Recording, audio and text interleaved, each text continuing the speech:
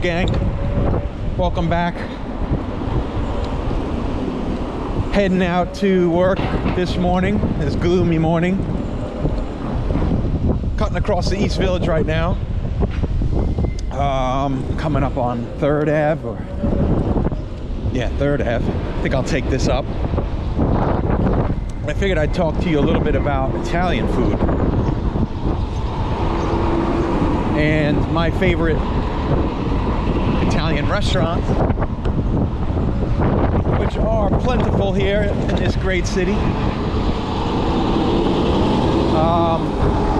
You know, I've done a list before of like my favorite old school red sauce Italian joints, you know. And so maybe I'll start with some of those.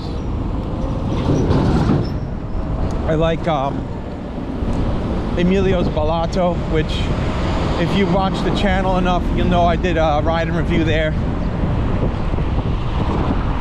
Early on in the ride and review series, I think.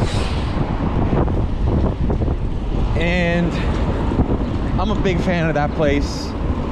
They do it right. A lot of celebs go in there. It's pretty cool. Became friendly with the chef over time. It's a good dude, Chef Anthony. He's from out on Long Island, close to where I grew up, so it almost feels like family. Also, like relatively new spot for the red sauce joints is Arthur and Sons. You might remember, well, it's not like it's gone away, it's still here. Black Tap Burgers, the guy who created that concept is the guy behind Arthur and Sons. His name's Joe Isidori. He's a real talented chef.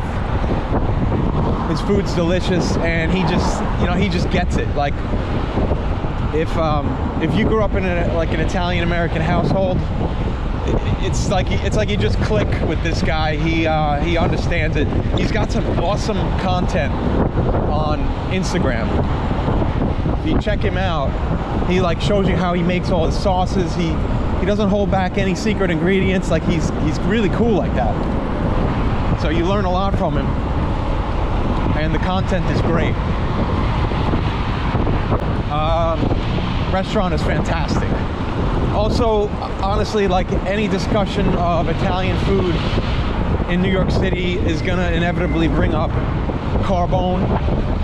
Carbone is excellent. It's very hard to get a table. Much like Rayo's, it's kind of like a secret club. But I really do like Carbone. They do a great veal parm, a great spicy rigatoni pasta. Everything's good. Everything's really good there. Also, like San Mateo. It's not really like a red sauce joint because the guy's from Salerno and it's mostly Neapolitan pizza. But you've seen my ride and review there before too if you watch the channel. Fabio is the chef and owner, and Raphael is his like main #1 guy that cooks when he's not there. Or maybe he does all the cooking now, actually. But it's one of the few places where I really crave the food on a regular basis. Like I get this craving, like what I would imagine a pregnant woman goes through. She just needs to have pickles and mayonnaise or some bullshit.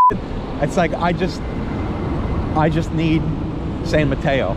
It's a really weird thing to explain. His food is so good.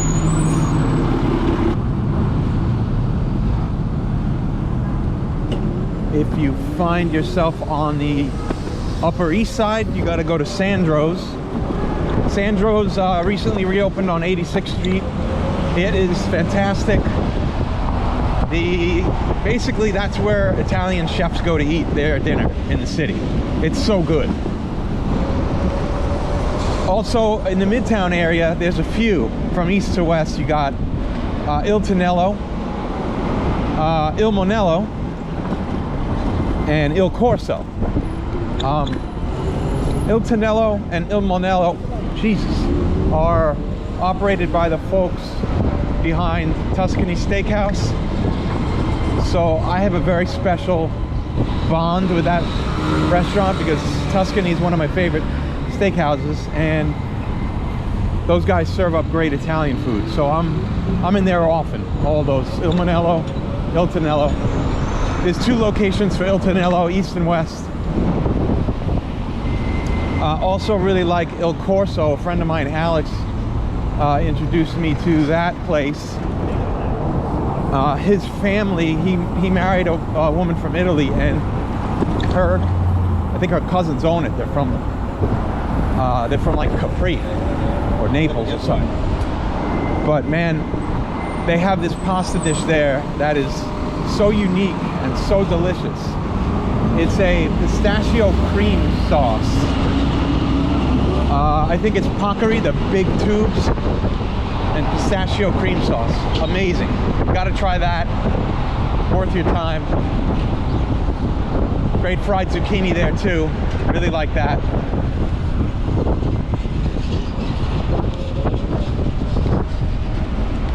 Let's see what else.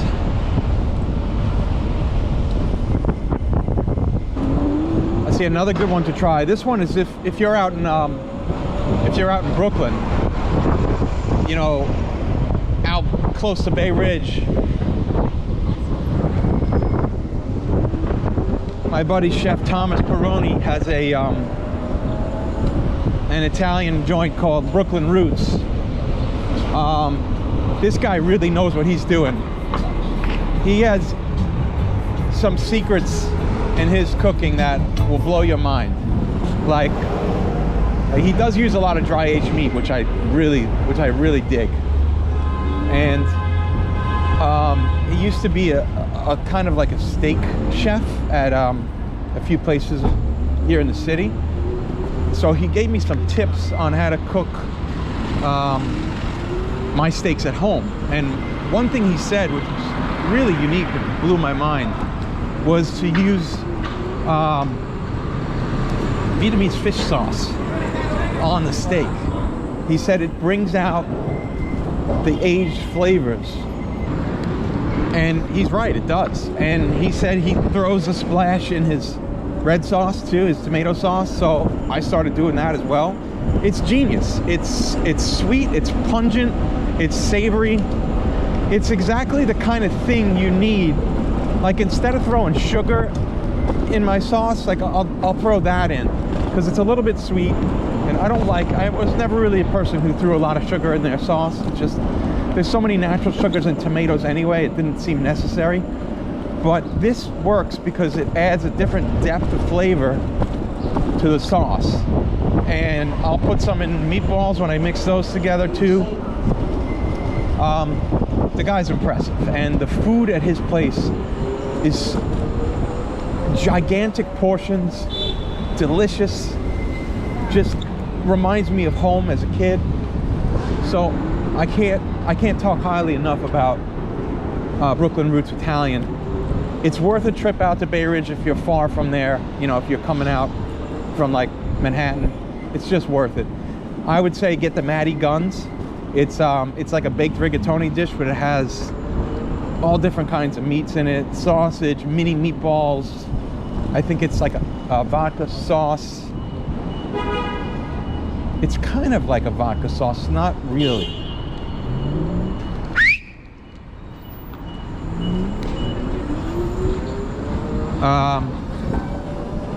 Yeah, get the parms, get the fried zucchini. Good stuff all around. There's also Don Angie, which I've spoken to you about before on my ride and review for Bad Roman. So jump out to that one for like a more full reading of what to expect at that place. It's really great. It's small, also hard to get a res. But I would say the go-to items there are the chrysanthemum salad, the broken meatball giant garganelli, and the famous lasagna that they've got.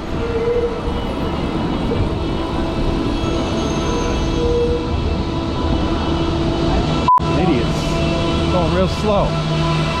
Whoa, loud over here. Holy. Damn. Damn, that was loud, man.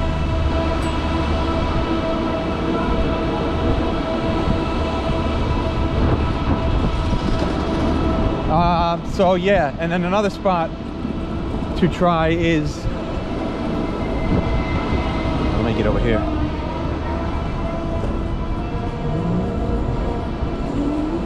Another spot to try is Osteria Morini, and in fact all of the formerly chefed by Michael White restaurants in the Alta Marea group were great for Italian food. Osteria Morini I liked the best because it felt like an Italian tavern. And they used to do, I think Monday nights they used to do like $9 pastas, which now is probably unheard of. Maybe they still do it. Might be like 12 now, who knows. But yeah, that restaurant is nice. They also have a steak, a special steak on the menu. I think they do it once a month.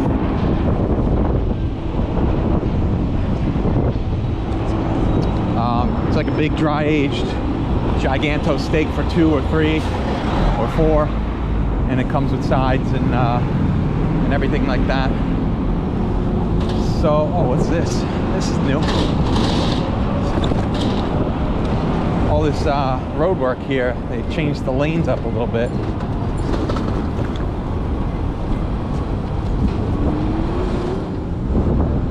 Another good spot to check out for Italian food is Nonna Dora.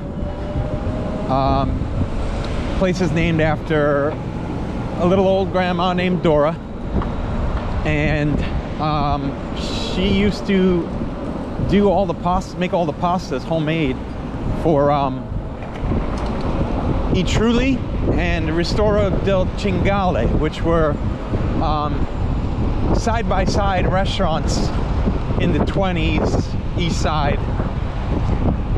Really great food. Ristorante del Cingale was awesome. It was Tuscan. The theme was like wild boar and Tuscan style steaks, those big T-bones and porterhouses in Tuscany. They cooked them in a pizza oven, like a big wood-fired pizza oven. Really?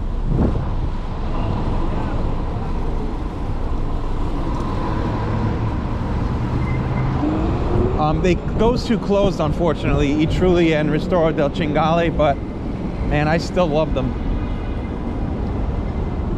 The good part is you can still get a lot of the food from those menus over at Nonna Dora. More of a pasta heavy place now.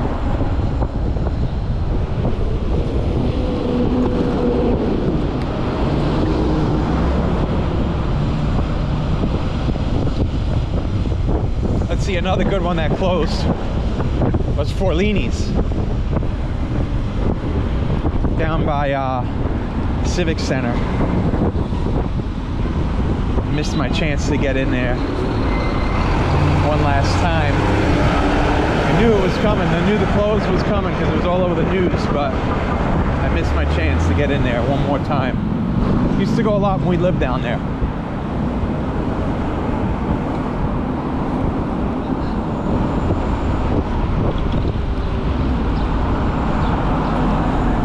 Another good spot for Italian food is Saluggi's. It's mainly a pizza shop. They have 2 locations, east and west. The east is a little bit more of a restaurant style, so you can get like bigger dishes there, and everything's great. And I'm coming up to the end of my commute here. I think I covered most of my favorites. I might have missed 1 or 2. Hopefully I got the majority of them, but if I did miss any, I can always sub them in here at the end on the bottom with the titles. So thanks for watching. Make sure you like and subscribe. Make sure you share. Make sure you tell your friends and your family. And don't forget, you gotta tell your fucking grandma too.